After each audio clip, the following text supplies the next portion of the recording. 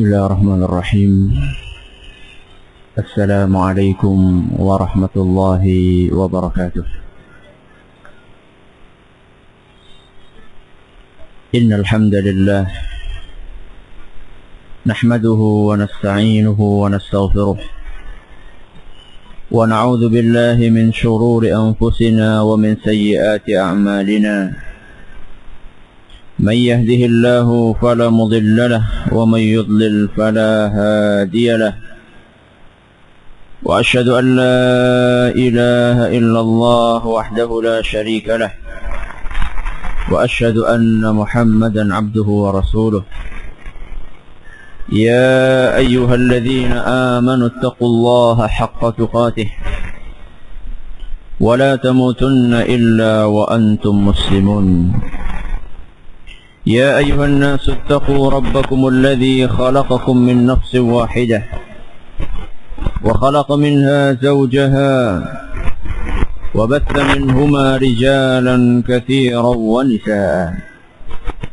واتقوا الله الذي تساءلون به والأرحام إن الله كان عليكم رقيبا. يا أيها الذين آمنوا اتقوا الله وقولوا قولا سديدا يصلح لكم أعمالكم ويغفر لكم ذنوبكم ومن يطع الله ورسوله فقد فاز فوزا عظيما. أما بعد فإن أصدق الحديث كتاب الله وخير الهدي هدي محمد صلى الله عليه وسلم وشر الأمور محدثاتها وكل محدثة بدعة وكل بدعة ضلالة وكل ضلالة في النار. Kita menjadikan puja dan puji syukur kehadirat Allah Tabaraka wa Ta'ala. Pada kesempatan malam hari ini kita kembali diberi kekuatan, kesehatan, hidayah serta taufik dari Allah Jalla wa Ala, sehingga kita bisa kembali menghadiri pengajian rutin tafsir kita ini. Kita berharap semoga Allah Jalla wa Ala berkenan untuk menjadikan setiap langkah yang kita ayunkan menuju ke tempat ini termasuk ibadah yang diterima di sisi Allah Jalla wa Ala. Amin ya rabbal alamin. Salawat dan salam semoga selalu tersanjungkan ke Nabi besar kita Muhammad sallallahu alaihi wasallam, kepada para sahabatnya, keluarganya dan umatnya yang setia mengikuti tuntunannya hingga hari akhir nanti. Kaum muslimin dan kaum muslimat yang kami hormati, kita telah selesai membahas tentang tafsir dari surat Al-Fatihah. Pada malam hari ini kita akan memasuki surat baru yang sebenarnya idealnya itu adalah setelah surat Al-Fatihah, ya surat apa? Al-Baqarah. Itu idealnya, karena mengikuti urutan apa? Urutan surat yang ada dalam Al-Quran. Tapi kita putuskan malam hari ini kita akan mulai dari surat An-Nas, surat yang paling apa? Akhir. Kenapa? Satu, yang minta surat Al-Baqarah dari sekian banyak itu cuma satu orang. Saya nggak tahu kenapa jangan itu nggak mau surat Al-Baqarah, nggak tahu kenapa. Itu yang pertama. Karena jamaah sekalian mintanya dari belakang. Yang kedua, pertimbangannya adalah surat-surat juz amma itu lebih banyak kita pakai. Lebih banyak kita apa? Pakai. Dan mungkin bisa dihitung dengan jari di sini yang ketika sholat suratannya itu bacanya surat Al-Baqarah. Kenapa ketawa? Nggak ada satupun. Hah? Bukan bisa dihitung dengan jari ya? Nggak bisa dihitung karena nggak ada mungkin ya. Ada Ustaz. Apa? Ayat kursi. Ayat kursi kan ayat dalam apa? Surat Al-Baqarah. Ya karena pertimbangan itu akhirnya nggak apa-apa kita mulai dari belakang. Meskipun sebenarnya kalau juz amma itu kalau mau urut pun dimulainya dari surat apa? An-Naba, amma yatasaalun. Tapi yang nggak masalah. Mungkin juga nggak ada atau mungkin bisa dihitung dengan jari lagi yang baca suratannya dalam sholat itu bacanya amma yatasaalun. Kalau sampai imamnya baca amma yatasaalun itu udah di belakang ada yang apa? Mainan apa? Mainan jari, ada yang berdehem-dehem, ada yang ya dengan sedemikian banyak protes yang diungkapkan oleh jamaah yang ada di belakang imam tersebut. Maka tidak masalah, kita pada malam hari ini akan mempelajari surat An-Nas insyaallah. Seperti biasanya, sebelum kita memasuki tafsir suatu surat, kita akan memberikan pendahuluan terlebih dahulu. Pendahuluan ini berisi banyak hal. Di antaranya nama surat. Kemudian juga asbabun nuzul. Nah, sebab apa turunnya surat tersebut. Kemudian juga keutamaan atau fadilah yang dimiliki oleh surat itu. Mungkin 3 poin ini yang akan kita bahas pada malam hari ini. Adapun poin-poin yang lainnya, kalaupun ada mungkin akan kita undur pada pengajian yang akan datang. Poin yang pertama adalah nama-nama surat An-Nas.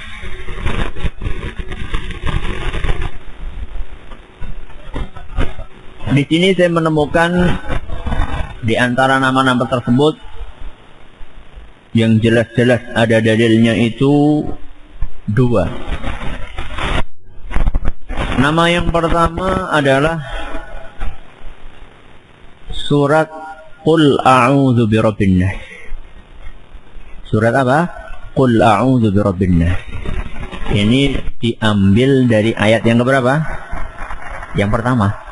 Qul A'udzu Birabbin Nas. Jadi kalau misalnya ada orang yang bilang baca surat apa? Qul A'udzu Birabbin Nas. Itu betul. Dan nanti dalilnya akan kita bawakan nanti ketika kita menjelaskan tentang keutamaan dari surat An-Nas. Jadi kalau misalnya ada orang yang bilang tadi imamnya baca apa, suratannya apa, Qul A'udzu Birabbin Nas, betul. Nah, itu betul. Penyebutan yang betul. Karena memang Nabi SAW menggunakan kalimat ini untuk menamai surat An-Nas. Ini nama yang pertama. Nama yang kedua, surat An-Nas dan surat Al-Falaq. Ini 2 sejoli. Nah, surat An-Nas dan surat apa? Al-Falaq dinamakan dengan Al-Mu'awwidhatani. Apa? Al-Mu'awwidhatani. Apa artinya? Al-Mu'awwidhatani artinya adalah 2 bacaan pelindung. 2 bacaan apa? Pelindung. Makanya kan kalau kita cermati awalnya surat An-Nas, Qul A'udzu Birabbin Nas. Katakanlah aku apa? Berlindung. Kemudian Al-Falaq juga kayak gitu. Qul A'udzu Birabbil Falaq. Aku, katakanlah aku berlindung. Jadi dua-duanya dimulai dengan permohonan perlindungan. Makanya dinamakan bacaan perlindungan. Jadi Al-Falaq dan An-Nas ini 2 sejoli yang dinamakan dengan Al-Mu'awwidhatani. Nanti kita akan sebutkan dalilnya juga sebentar lagi. Ini nama-nama dari surat An-Nas.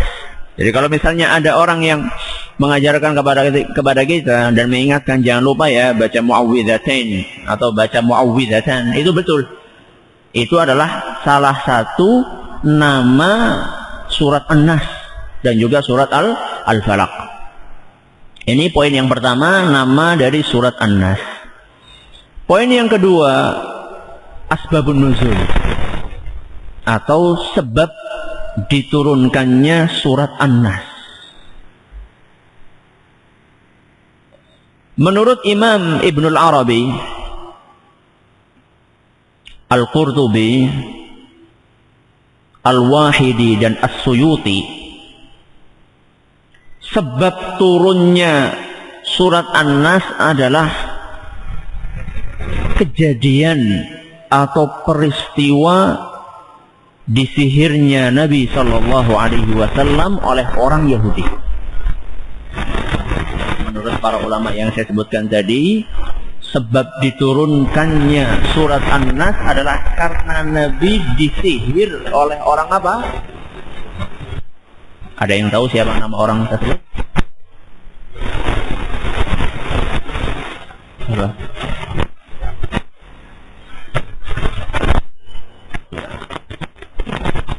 Amlang teman. Siapa namanya? Namanya adalah Labid. Namanya apa? Labid pakai D. Labid bin Al-A'sam. Labid bin Al-A'sam. Jadi ini nama orang Yahudi ya. Jenengan itu jangan setiap nemu ada nama di hadis, wah jenenge apik ya. Baca hadis namanya Pak Labid. Labid ini apik ya. Panggilannya Bid ya. Jadi nggak setiap nama yang disebutkan dalam hadis itu baik ya. Maksudnya nama yang tersebut dalam hadis kadang-kadang itu menyebutkan nama siapa? Nama orang kafir. Kalau sampai ada orang Muslim menamakan anaknya Labid, kebangetan. Karena Labid ini orang yang sangat jahat. Sampai dia itu teganya mensihir siapa? Nabi SAW. Begitu pula kalau ada nama dalam Al-Quran itu jangan asal comot saja. Dalam Al-Quran ada nama Abu Lahab. Anak kok jenenge nang Quran. Siapa namanya? Abu Lahab. Ada lagi yang namanya ketemunya Narun Hamiyah. Bagus ini kayaknya Narun. Ternyata apa? Neraka. Masa ngasih nama neraka. Jadi gak mesti nama yang disebutkan dalam Al-Quran tersebut dalam Al-Quran itu lantas kemudian bisa kita pakai. Termasuk Labid ini, Labid bin Aqsam. Cerita atau peristiwa disihirnya Nabi Shallallahu Alaihi Wasallam ini hadisnya sahih, diriwayatkan oleh Imam Bukhari dan Muslim. Jadi kalau misalnya ada sebagian orang yang berusaha untuk mengotak-atik dengan rasionya, nggak mungkin Nabi itu disihir, maka dia akan berhadapan dengan hadis yang diriwayatkan oleh Imam Bukhari dan Muslim. Dan ini sudah jelas-jelas sahih berdasarkan ijma' para ulama. Dan khusus tentang kaitannya kisah disihirnya Nabi dengan turunnya surat An-Nas ini diriwayatkan oleh Abd bin Humaid dan sanadnya dinilai sahih oleh Syekh Salim Al-Hilali dan juga Syekh Muhammad Musa Al-Nasr. Riwayat itu diceritakan oleh seorang sahabat Nabi sallallahu alaihi wasallam yang bernama Zaid bin Arqam radhiyallahu anhu. Kata beliau, "Sahara an-nabiy sallallahu alaihi wasallam rajulun min al-yahud." Seorang Yahudi menyihir Nabi sallallahu alaihi wasallam. Fashtaka. Dan Rasulullah sallallahu alaihi wasallam tersiksa. Bahkan disebutkan dalam riwayat Bukhari dan Muslim, Nabi itu seakan merasa melakukan suatu perbuatan padahal dia tidak apa? Tidak lakukan. Merasa tidak melakukan suatu perbuatan padahal beliau melakukan. Sampai sedemikian apa? Dampaknya sampai sedemikian. Fa'atahu Jibrilu fanazala alaihi bil mu'awwidhataini. Ketika Rasulullah SAW dalam keadaan menderita tersebut, malaikat Jibril apa? Datang. Turun dengan membawa mu'awwidhatani. Apa mu'awwidhatani tadi? 2 surat. Surat apa? Al-Falaq dan An-Nas. Nah, ini dalil. Nah, dalilnya bahwasanya Al-Falaq dan An-Nas dinamakan apa? Al-Mu'awwidhatani. Wa qala, kemudian malaikat Jibril berkata kepada Nabi sallallahu alaihi wasallam, inna rajulan minal yahudi saharaka was-sihru fi bi'ri fulanin. Wahai Muhammad, orang Yahudi itu telah menyihir kamu. Dan media sihirnya itu ada di sumur anu. Disebutkan nama sumurnya. Jadi sihir itu pakai apa? Media. Nanti kita akan jelaskan apa yang disebutkan di dalam Dalailun Nubuwah dari Imam Al-Baihaqi, bagaimana bentuk media yang dipakai oleh orang Yahudi itu guna menyihir Nabi SAW. Fa'arsala Aliyan faja'a bihi. Kemudian Ali diutus, Ali bin Abi Thalib diutus untuk mendatangi sumur tersebut. Guna apa? Guna ngambil medianya tadi itu. Turun ke sumur, kemudian diambil. Fa'amarahu an yahullal uqada wa tuqra'u ayah.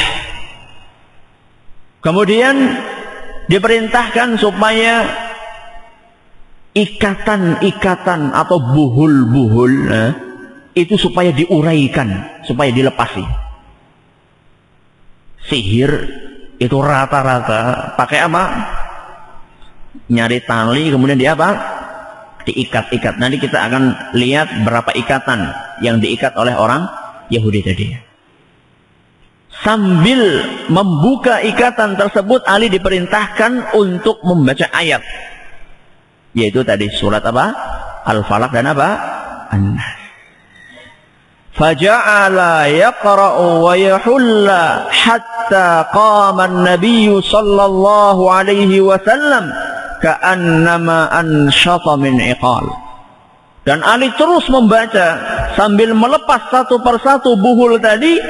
Setelah semuanya terlepas, Rasulullah sallallahu alaihi wasallam bangkit seperti sedia kala, seakan-akan tidak kena apa-apa.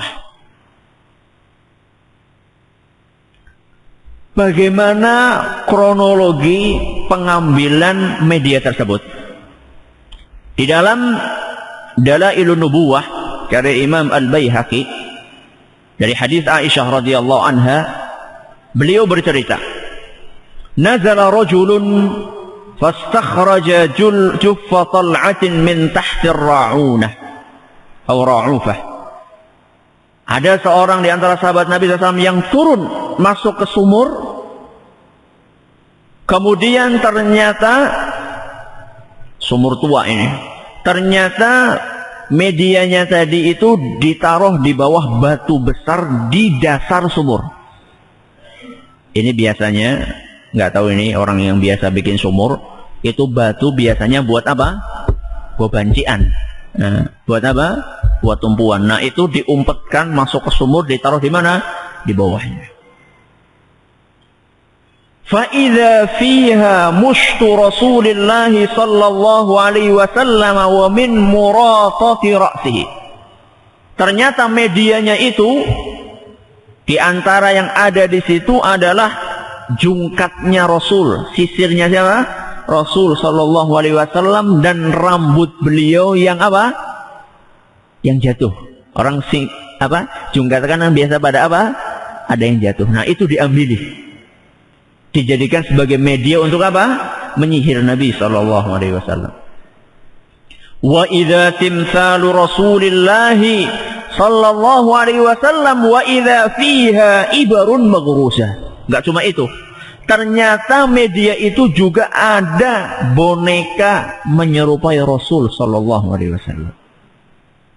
Dan di boneka itu banyak ditancapkan apa? Jarum-jarum. Sudah. Wa idza witrun fihi 11 uqdah. Ternyata selain ada itu semuanya ada apa? Tadi jungkat, terus apa lagi? Boneka, terus rambut, terus apa? Jarum. Dan ada juga buhul-buhul jumlahnya 11. Ini kuat ini ya. Sihirnya kuat, makanya Nabi SAW kena. Jadi diikat satu. Itu biasanya tukang sihir itu ngikat, baca, jampi, mengikat lagi, baca. Jadi kalau misalnya lepas satu, dia masih punya berapa? Masih punya 10. Ini sudah profesional ini. Nah, bukan tukang sihir amatir. Tukang sihir amatir mungkin sekali 2 kali ya. Karena itu katanya pakai tirakat ya. Katanya pakai apa? Tirakat menyihir itu. Mungkin lama. Ini mungkin memang hasadnya tinggi sekali orang Yahudi. Makanya dia mau sampai tirakatnya lama sampai bikin berapa? 11. Fa'atahu Jibril bil mu'awwidhataini faqal. Saat itu Jibril datang dengan membawa mu'awwidhatan. Al-Falaq dan apa? An-Nas. Kemudian dia berkata, "Ya Muhammad, qul a'udzu birabbil falaq." Wahai Muhammad, qul a'udzu birabbil falaq. Wa halla 'uqdah. Kemudian dilepaskan satu apa? Ikatan. Kemudian ayat yang kedua, ayat yang ketiga sampai selesai.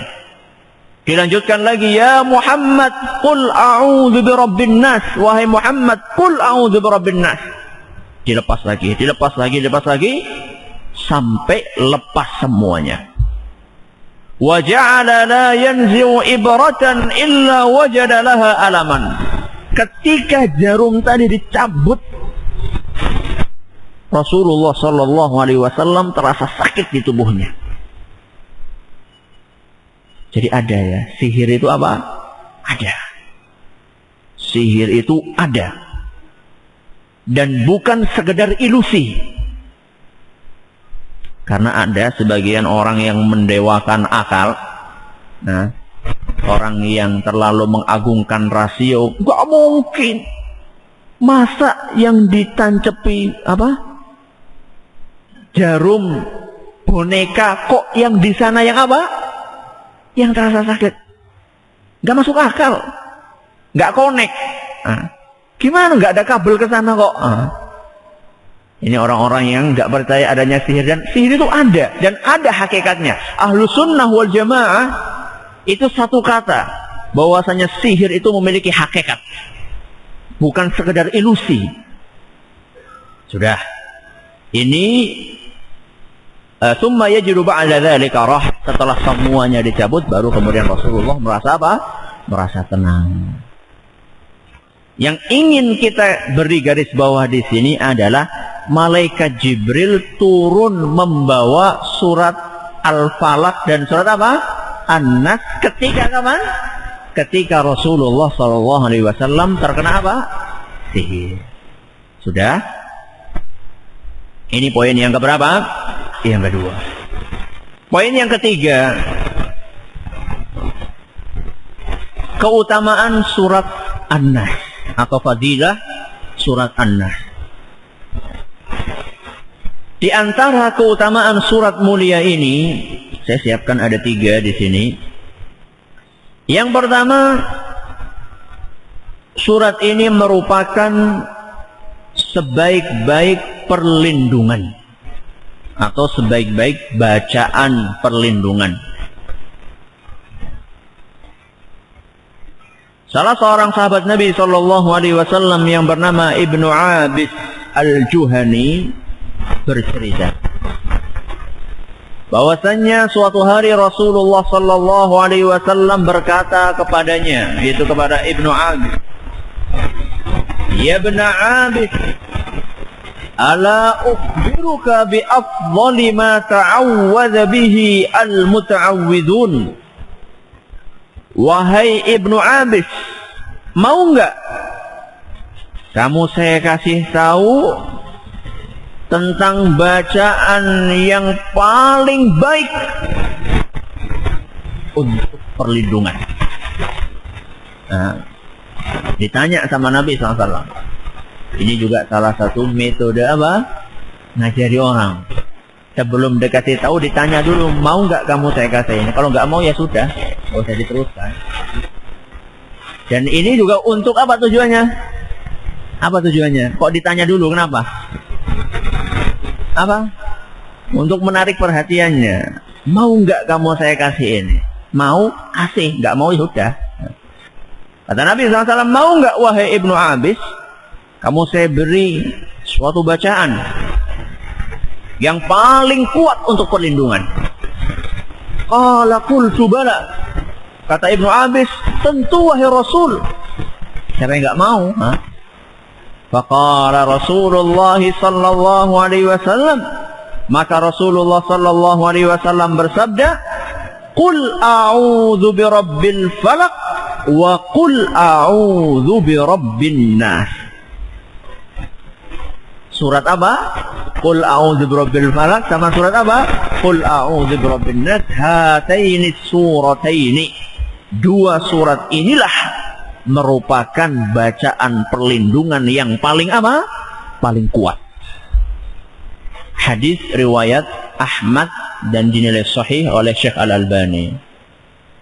Jadi hadis ini merupakan dalil bahwasannya Al-Falaq dan An-Nas itu merupakan bacaan paling kuat untuk perlindungan, sekaligus dalil bahwasannya surat An-Nas itu namanya salah satunya apa? Qul a'udzu birabbin nas. Tadi kan saya sudah janjikan akan saya sampaikan dalil dari apa? Nama An-Nas dengan Qul a'udzu birabbin. Ya, ini dalilnya. Nabi mengatakan, saya akan ajari kamu suatu bacaan yang paling kuat untuk perlindungan. Kata Nabi, dua surat. Apa? Surat Qul a'udzu birabbil falaq dengan surat apa? Qul a'udzu birabbin nas. Jadi gampang nggak kita pengen dapat perlindungan? Mudah nggak? Mudah toh? Mudah. Jadi kalau pengen mendapatkan perlindungan itu nggak usah pergi ke mbah dukun. Siapa coba di antara kaum muslimin yang nggak hafal Qul a'udzu birabbin nas? Ada nggak? Ada nggak? Hah? Saya pikir sedikit. Ya. Insya Allah sedikit yang nggak bisa. Artinya semuanya ya kebanyakan bisa. Tapi anehnya mereka lebih milih baca jampi-jampi, mantra-mantra yang diajarkan oleh mbah dukun daripada baca apa? Qul a'udzu birabbil falaq sama apa? Qul a'udzu birabbin nas. Padahal mereka hafal luar kepala. Ujarku yang KTP-nya Islam. Di KTP-nya Islam. Tapi dia lebih percaya untuk membaca rapalan-rapalan, mantra-mantra yang diajarkan oleh Ki Joko Bodo dan kawan-kawannya. Namanya sudah Ki Joko Bodo. Kok dipakai aturannya? Tuh, nggak habis pikir saya. Dan yang pakai itu orang yang KTP-nya Islam. Padahal Nabi sudah memberi ini loh bacaan pelindung, ini loh bacaannya. Qul a'udzu birabbil falaq sama apa? Qul a'udzu birabbin nas. Ini sebagian orang. Ada sebagian yang lain lebih milih untuk baca wirid-wirid atau hizib-hizib yang enggak ada tuntunannya dari Nabi SAW. Itu pun bacanya itu susah. Ada yang suruh baca sekian ribu semalam suntuk. Waduh. Abot. Ada yang suruh pakai puasa mutih segala. Nggak boleh makan kecuali apa? Nasi putih dan banyu apa? Banyu putih. Ada yang harus melakukan atau ngambil air dari sekian banyak telaga. Wah, mumet banget itu. Nabi SAW mengajari ini loh, ini kalau kamu mau perlindungan, ini bacanya. Dan ini kata Nabi SAW, Afdol itu yang paling baik, yang paling kuat. Gak ada yang lebih kuat. Tapi Ustaz, ujarku yang nyong mata kulau sebenarnya tetap baik ya Ustaz ya. Masih ingat nggak dulu ketika kita menyebutkan Al-Fatihah. Ketika kita menyebutkan apa? Al-Fatihah. Al-Fatihah itu salah satu khasiatnya merupakan apa? Obat. Nah, itu kan kita jelaskan kenapa kok banyak orang yang baca Fatihah nggak sembuh-sembuh penyakitnya. Ingat nggak saat itu kenapa? Apa kira-kira? Hadis saya yang salah? Iya. Masih ingat nggak? Oh, belum dapat makalahnya Ustaz. Nanti kalau dapat makalahnya dibaca. Jangan nunggu makalahnya. Terus? Kurang yakin. Berarti faktor itu ada dalam diri orang yang membaca. Dan ada dalam diri orang yang dibacakan. Wes saya kasih contoh mudahnya saja. Bendo atau bendo. Kudi. Kudi golok yang tajam. Kalau dipegang oleh seorang yang kuat, maka bisa digunakan untuk nebang apa? Pohon. Tapi kalau yang megang anak kecil umur 3 tahun, bisa buat apa? Rajang tempe aja nggak bisa. Karena dia nggak bisa apa? Bisa pakai. Yang salah siapanya? Goloknya atau orang yang make? Orang yang make. Jadi bacaan Al-Quran Al-Falaq An-Nas itu adalah merupakan bacaan perlindungan yang kuatnya luar biasa. Tapi siapa yang baca? Kalau yang baca adalah orang yang penuh dengan keimanan dan keyakinan di dalam hatinya. Dan dia yakin betul bahwasannya pelindung adalah Allah Jalla wa'ala. Maka saat itu tidak ada yang bisa berhadapan dengan Al-Falaq dan An-Nas. Itulah pentingnya kita untuk terus memperbaiki diri. Ya. Supaya bacaan kita itu mandi. Itu istilahnya orang Jawa. Nah. Supaya bacaannya itu ada dampaknya. Ya, sholatnya yang baik, tauhidnya yang lurus. Kemudian yakinnya kepada Allah Jalla wa'ala ditingkatkan. Saat itulah bacaan seseorang itu akan memiliki dampak yang luar biasa. Yang pertama. Yang kedua, di antara keutamaan surat An-Nas, tidak ada yang semisal dengannya. Tidak ada yang semisal dengannya. Dalam suatu hadis yang diriwayatkan oleh Imam Muslim, Rasulullah sallallahu alaihi wasallam bersabda, "Alam tara ayatin unzilatil lailata lam yura mithluhunna qat." Tahukah engkau bahwa tadi malam telah diturunkan ayat-ayat yang tidak pernah ditemukan semisalnya.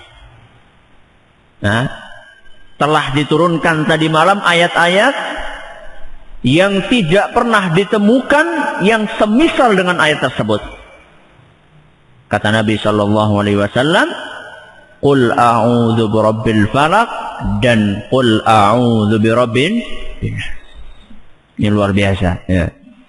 Jadi tidak ada yang semisal dengan surat ini. Karena kandungannya yang nanti insya Allah kita akan apa? Kita akan jelaskan insya Allah kandungannya saat kita masuk ke dalam tafsir dari surat ini. Kandungannya yang begitu luar biasa sehingga tidak ditemukan surat lain yang semisal dengan surat ini. Nah, kalau misalnya ada yang menyanyiakan keterlaluan. Ini yang kedua. Yang ketiga, yang terakhir adalah surat An-Nas. Merupakan salah satu surat yang paling utama. Surat An-Nas merupakan salah satu surat yang paling utama.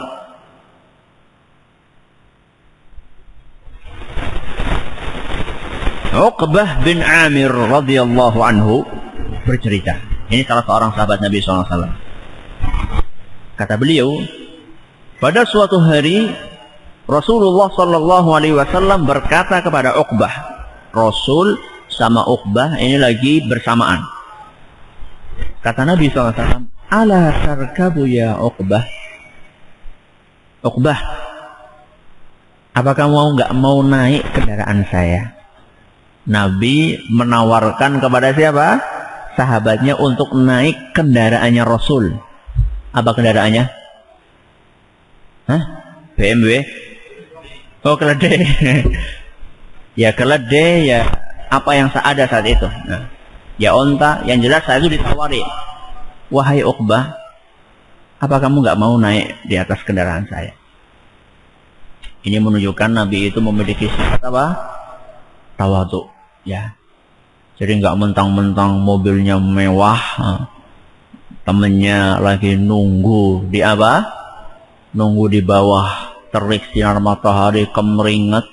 Nembe kang pasar sing digawa gesek maning kita aduh ki lah nak ditumpangi kok Mobil nembe dikumbah ya mau gesek kabeh mau kepriwe. Nabi enggak kayak gitu.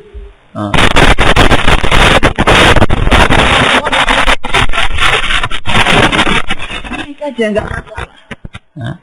Dan inilah merupakan salah satu akhlak. Jadi kalau misalnya kita itu punya apa? Kalau kita punya kendaraan, kok kebetulan kosong, ya monggo. Kalau kita kenal orang dan kita tahu dia itu orang yang katakanlah memang nggak punya kendaraan, apa salahnya sih dinaikkan? Rugi apa coba? Bensinnya rugi? Sama aja. Jenengan naik bersatu atau berdua, tetap saja bensinnya sama. Paling rugi apa? Rugi berhenti sebentar, tapi pahalanya, ukhuwahnya, silaturahminya yang akan terjalin di antara apa? Di antara kaum muslimin. Dan itu dipraktikkan oleh para ulama kita sampai sekarang ini. Ada salah seorang ulama yang sering saya sebut di sini, namanya Syekh Al-Albani rahimahullah. Dia itu punya mobilnya mobil butut.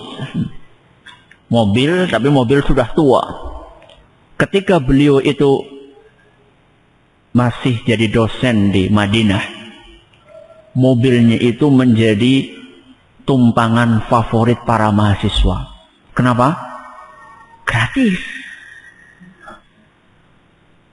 Dan bukan hanya gratis naik mobil sambil apa? Sambil bisa berguru sama Syekh Albani. Jadi tanya apa saja di mobil dijawab. Oh, jadi dari kampus Madinah itu menuju ke Masjid Nabawi itu perjalanan sekitar seperempat jam. Jadi ketika beliau akan pergi ke Masjid Nabawi, dia ngajak, ayo siapa yang mau naik, siapa yang mau. Wah, itu suatu kesempatan yang luar biasa bisa naik sama beliau satu mobil, meskipun empet-empetan ya, tapi bisa bertanya dan dapat tumpangan gratis. Itu yang mungkin paling penting di mata sebagian orang. Begitulah para ulama. Meskipun mobilnya butut dia nggak takut. Wah, nanti kalau misalnya banyak yang naik, kalau mogok di jalan bagaimana? Lu alhamdulillah. Kalau sendirian siapa yang dorong? Itu salah satu hikmahnya. Hikmahnya. Artinya Nabi SAW di sini menawarkan kepada Uqbah supaya naik. Itu menunjukkan tawaduknya Nabi SAW. Nabi itu siapa? Nabi itu orang yang paling mulia di muka bumi. Melebihi presiden, raja, melebihi sekjen PBB, gak ada apa-apanya. Ban Ki-moon gak ada apa-apanya dibandingkan siapa? Nabi SAW. Orang yang paling mulia menawarkan kepada rakyatnya untuk naik. Coba jenengan kalau misalnya tahu-tahu sit lagi jalan, monggo naik. Pak Gubernur, nggih matur nuwun. Nabi yang menawarkan. Maka kalau misalnya ada di antara kita, masa kepala sekolah kok naikkan muridnya, ya nggak matching lah. Nanti di mana wibawa saya nanti? Siapa kepala sekolah dibandingkan Rasul sallallahu alaihi wasallam? Kemudian kata Uqbah, fa ajlaltu Rasulullah sallallahu alaihi wasallam an arkaba markaba Rasulillah sallallahu alaihi wasallam. Kata Uqbah ketika ditawari, ayo silakan naik, kata Uqbah, saya segan. Saya apa? Merasa segan untuk naik kendaraannya siapa? Rasul. Ini juga menunjukkan adab juga. Jadi sahabat itu nggak kurang ajar ya.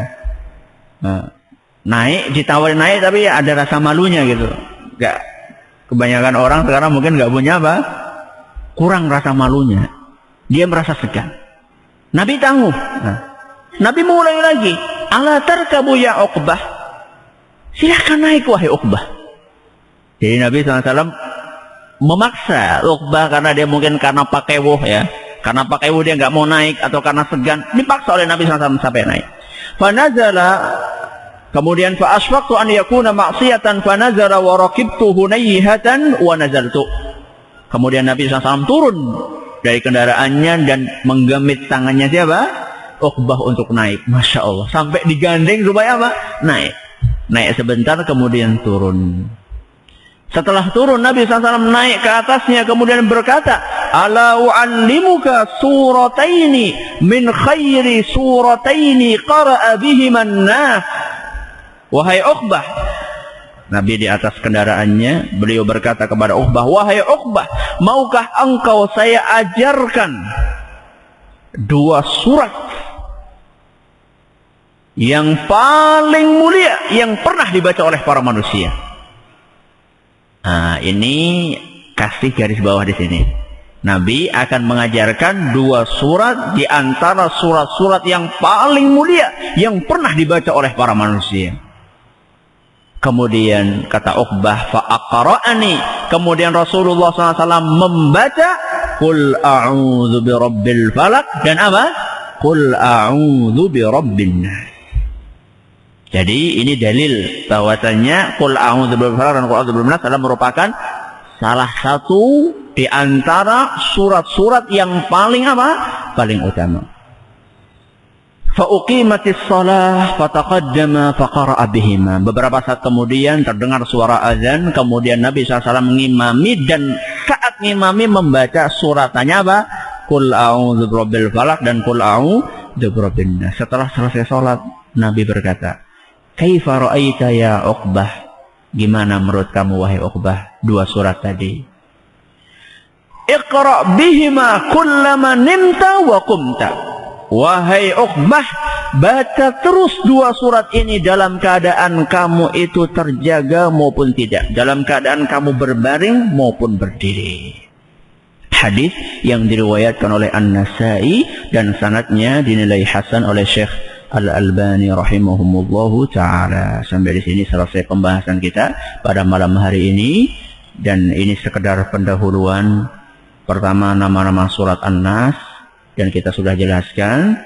Ada 2 nama. Kemudian sebab diturunkannya surat An-Nas. Itu poin yang kedua. Poin yang ketiga adalah keutamaan surat An-Nas. Sebelum kita membuka pintu pertanyaan. Alhamdulillah makalah surat Al-Fatihah sudah jadi. Kemudian CD-nya juga sudah jadi. Silahkan yang sudah pesan tinggal apa? Tinggal ngambil di mana? Di wartel.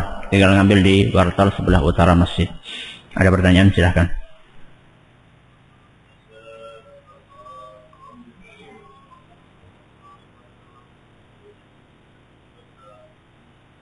Iya. Ada imam yang sebelum sholat itu membaca surat An-Nas terlebih dahulu. Apakah ada tuntunannya? Insya Allah pada kesempatan yang akan datang, entah minggu depan atau minggu berikutnya, kita akan jelaskan momen-momen disyariatkannya membaca apa? Surat An-Nas. Dan sepengetahuan saya, sebelum sholat itu bukan termasuk momen untuk membaca surat apa? An-Nas. Jadi Nabi SAW disebutkan dalam hadis-hadis yang menceritakan tentang sifat salat beliau SAW, kana idza istaqbala al-qiblata kabbar. Rasulullah SAW begitu menghadap kiblat, beliau langsung apa? Takbir. Jadi di sini nggak disebutkan. Di sini, di dalam hadis ini dan juga hadis yang lainnya. Nggak cuma hadis ini saja, hadis-hadis yang lain yang menceritakan bagaimana cara Nabi sholat. Nabi sholat itu kan cerita tentang Nabi sholat itu yang menceritakan siapa? Para sahabat yang saat itu melihat apa? Nabi sholat. Nah kalau kita kan nggak pernah lihat Nabi sholat, makanya kita melandaskan, berpegang dengan apa yang diriwayatkan oleh para sahabat. Nah dari sekian riwayat sahabat Nabi yang menceritakan bagaimana cara Nabi sholat, itu nggak ada. Setahu saya nggak ada di antara mereka yang menceritakan ketika menghadap kiblat, beliau membaca surat An-Nas, kemudian baru apa? Takbir. Loh, apa salahnya Ustaz? Nah, di sini salahnya itu nggak ngikuti tuntunan Rasul, itu salahnya. Loh kan baik, loh kalau baik itu sudah dikerjakan sama siapa? Sama Nabi SAW. Ya, ada lagi silakan. Ya.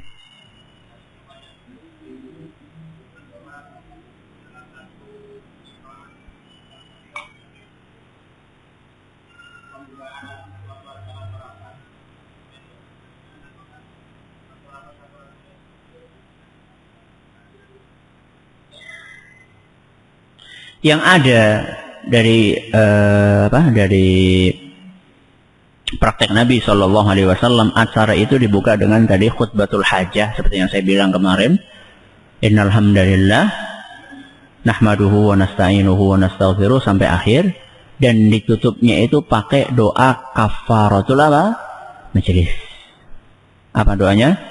Subhanakallahumma wa bihamdika asyhadu an la ilaha illa anta astaghfiruka wa atubu ilaik. Ini yang saya temukan. Adapun yang itu, selain itu saya belum menemukan dari referensi yang pernah saya baca. Jadi kalau misalnya ada yang mempraktekkan hal itu, maka ya diminta atau dimohon untuk menunjukkan dalilnya dari perbuatan Nabi SAW.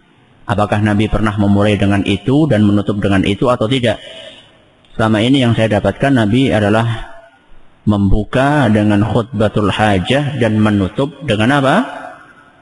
Doa kafaratul majlis. Ada lagi, satu lagi, mungkin masih ada waktu.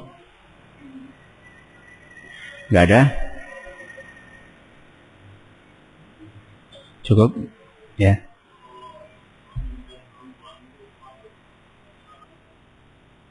Sebaiknya tidak dibaca dengan keras ya. Amin, tetap membaca amin, tapi tidak dibaca dengan apa? Tidak dibaca dengan keras, karena permasalahan ini dibangun di atas apakah suara wanita itu aurat atau bukan ya. Apakah suara wanita itu aurat atau bukan?